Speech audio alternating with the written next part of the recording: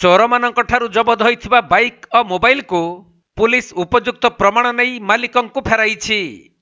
सूचनायोग्य जे किछि दिन तले नयागढ़ जिला दशपल्ला पुलिस एक बड़ बाइक चोर राकेट को ठाब करने सह सेमानक निकटरू 34टी चोरा बाइक जबत करथिले। आउ पूर्वरु विभिन्न समय चोर मानक ठारू जबत होइथिबा 25टी मोबाइल सेट को आरक्षी अधीक्षक राहुल जैन, दशपल्ला थाना अधिकारी मुकेश कुमार बेहेरा और समस्त पुलिस कर्मचारी उपस्थिति रे उपयुक्त प्रमाण नहीं बाइक और मोबाइल सेट को मालिक मानकु हस्तांतर करा जाइछि। सेपटे दशपल्ला अंचल रे दिनकु दिन बाइक चोरी बढ़िबारे लागिछि। तेणु दशपल्ला थाना अधिकारी मुकेश कुमार बेहेरा और एसपी राहुल जैन चोरों को रोकिबा पई अहरह चेष्टा जारी रखिछंती।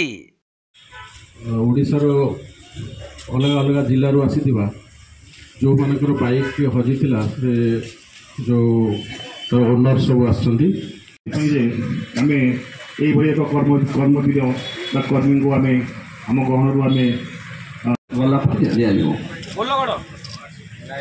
चंपेश्वर बाग